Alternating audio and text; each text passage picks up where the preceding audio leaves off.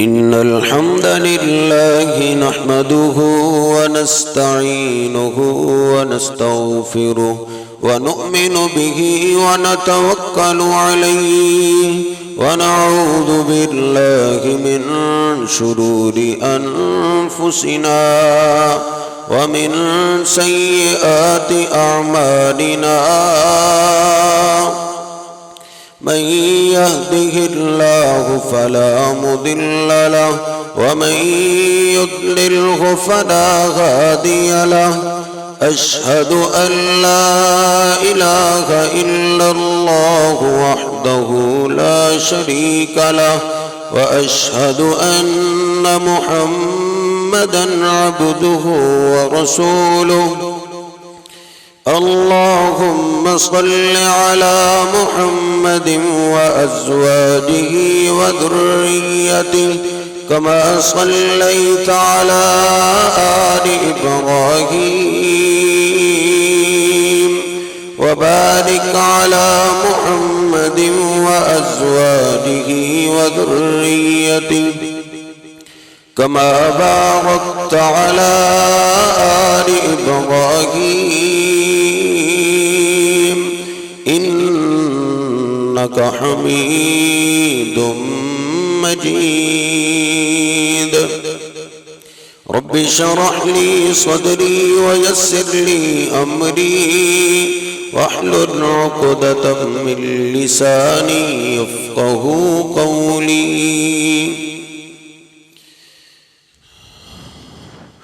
شیوخ تشریف فرما ہے انشاءاللہ 20 سے 25 منٹ آپ کے لوں گا توجہ کیجئے اللہ سبحانہ وتعالی فرماتا ہے افتؤمنون ببعض الکتاب وتکفرون ببعض کچھ لوگ ہیں جو آسمان سے اتری ہی شریعت کے بعض حصے کو مانتے ہیں اور بعض کو چھوڑ دیتے ہیں فما جزاء من يفعل ذلك منكم الا خزي في الحیاة الدنیا تم میں سے جو ایسا کرے گا اللہ پاک فرماتا ہے اس کو پہلی سزا یہ ملے گی کہ دنیا میں وہ ذلیل ہو جائے گا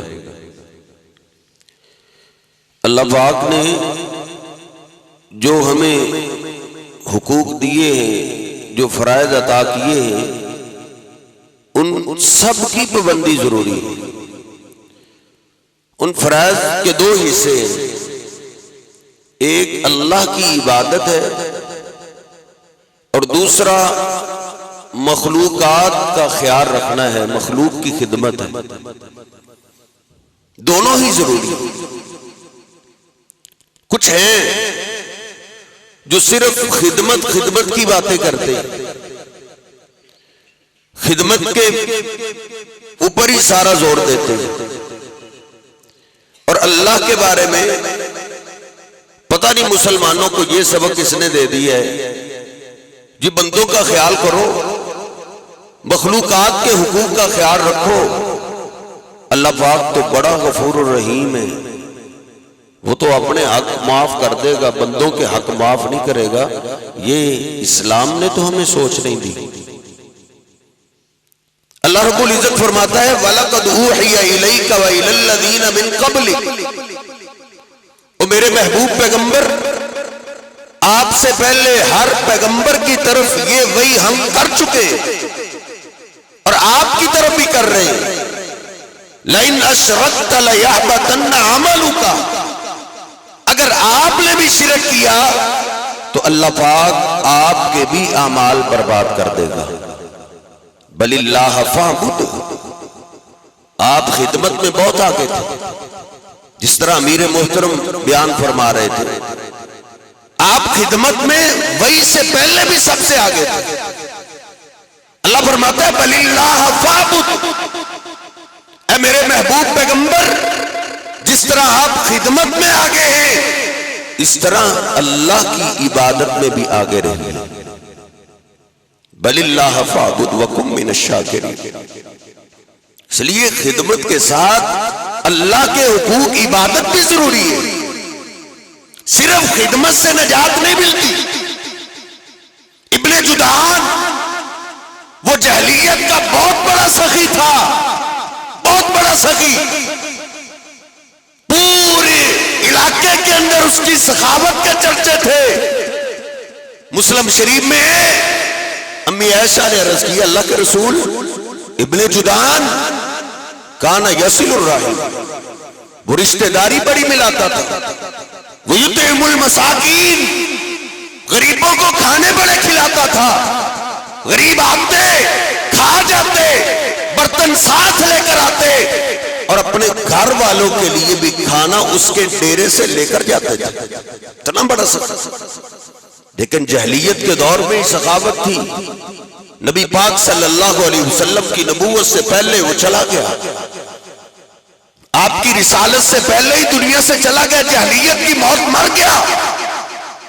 امی پوچھتی ہے, اللہ کے رسول حل ذاک نافعہ, کیا یہ اتنی بڑی خدمت ابن جدعان کو موت کے بعد نفع دے گی؟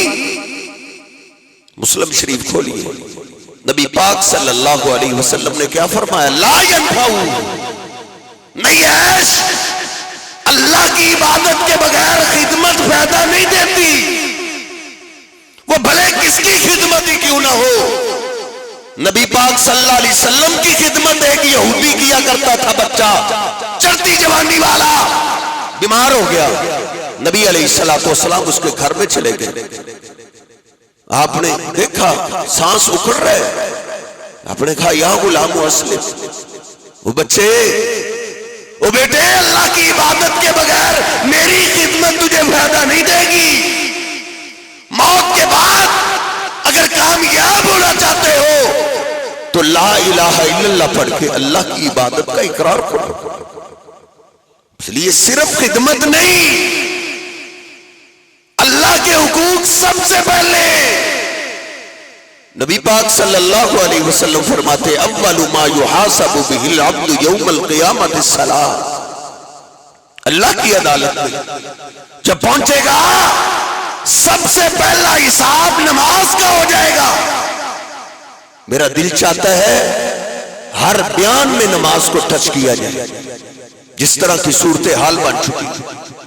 پچھلے دنوں ہمارے تحصیل کے مرکزی جمعیت کے ساتھی راشد صاحب وہ بتا رہے تھے کہ ایک نامور خطیب ہیں ہماری جماعت کے, اور مسجد کے اوپر گھر ہے, نیچے نماز پڑھنے کے لیے نہیں آتے. سب سے پہلا حساب نماز کا ہوگا.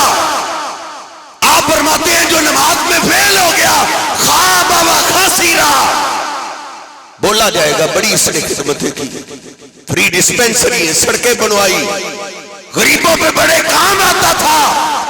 اللہ رب العزت کہے گا سب سے پہلے اس کی نماز چیک کرو, اس نے میری بندگی میری عبادت کی ہے.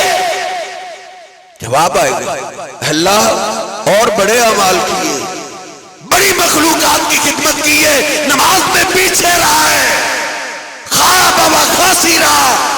اللہ رب العزت فرمائے گا اس نے یہ اعمال میرے لیے کیے, غریبوں کی خدمت میرے لیے نہیں کی, فری ڈسپینسری میرے لیے نہیں بنائی, مسجد مدرسوں کو چندے میرے لیے نہیں دیتا تھا. اگر میرے لیے یہ اعمال کرتا تو نماز کا بھی حکم میں نہیں دیا تھا. خواب و خسیرا, لے جاؤ اس کو, پھینکو. کدھر پھینکا جائے؟ ماں قارون و فرعون. نبی پاک صلی اللہ علیہ وسلم فرماتے اللہ فیصلہ کرے گا اس کو جہنم کے اس گڑھے میں پھینکو جہاں فرعون جل رہا ہے. اس لیے صرف خدمت نہیں, ساتھ عبادت بھی ضروری ہے. بل اللہ وعبد ربک حتی یاتیک الیقین, اللہ کی بندگی موت تک کیجئے.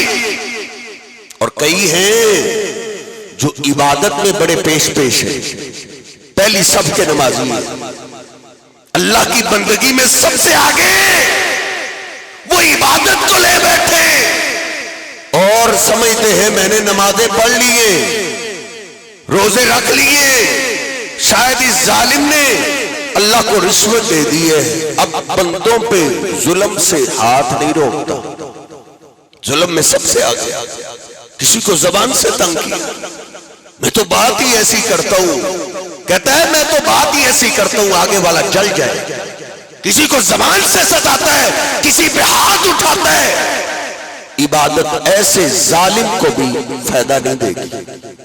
نبی پاک صلی اللہ علیہ وسلم کے بات ختم کرتے ہیں، بات کریں تو بات کہیں کہ کہیں پہنچ جائے گی۔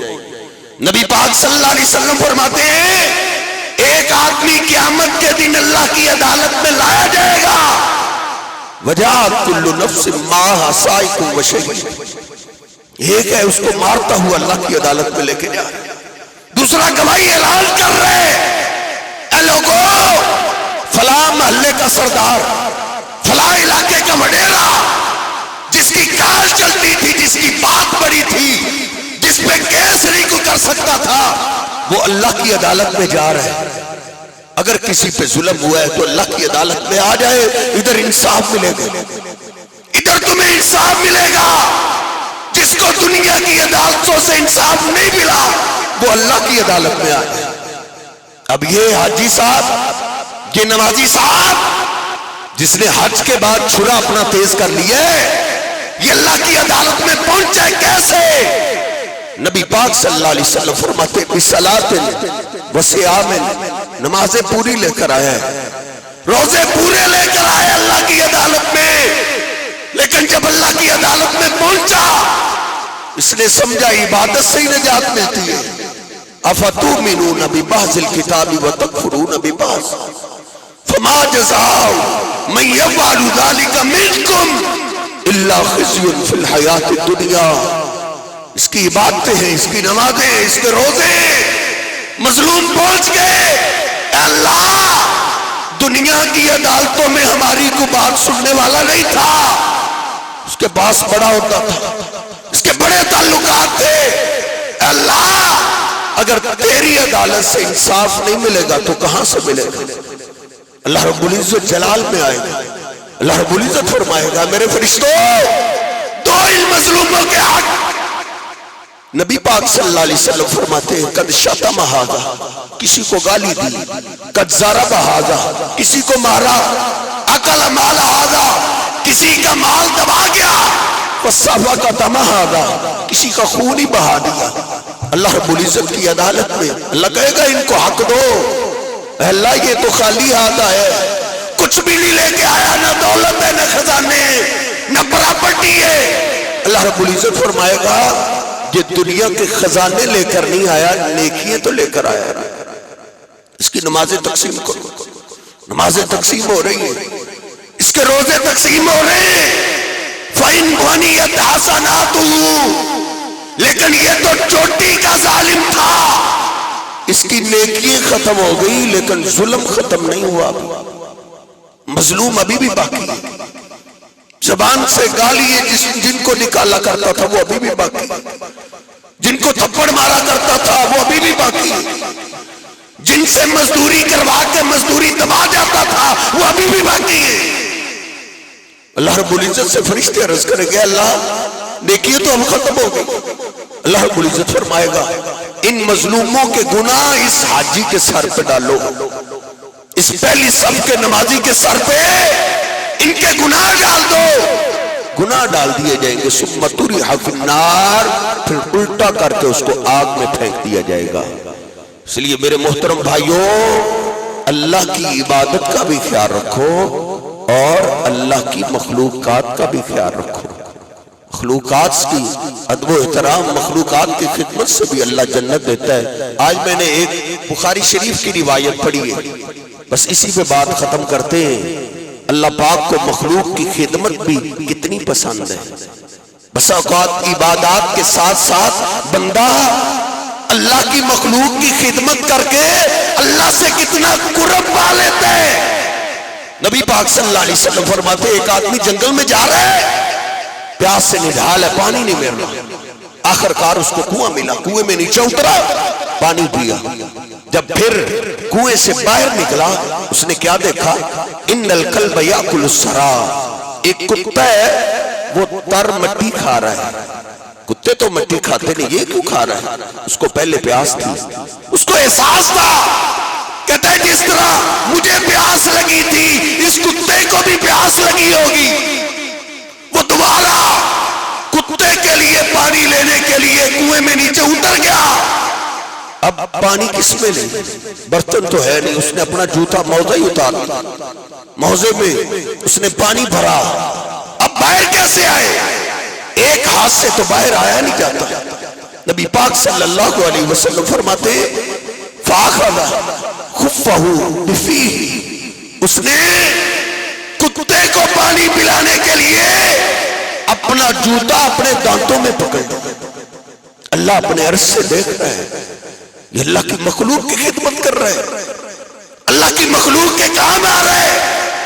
نبی پاک صلی اللہ علیہ وسلم فرماتے ہیں پھر دونوں ہاتھوں سے باہر نکلا اور اس نے کتے کو پانی پلا دیا. اللہ نے اسی نیکی کی وجہ سے اس کی زندگی کے سارے گناہوں کو معاف کر دیا. اللہ رب العزت مجھے اور آپ کو سمجھنے کی توفیق عطا فرمائے. وَأَقُولُ قَوْلِي هَٰذَا أَسْتَغْفِرُ اللَّهَ لِي وَلَكُمْ وَلِسَائِرِ الْمُسْلِمِينَ.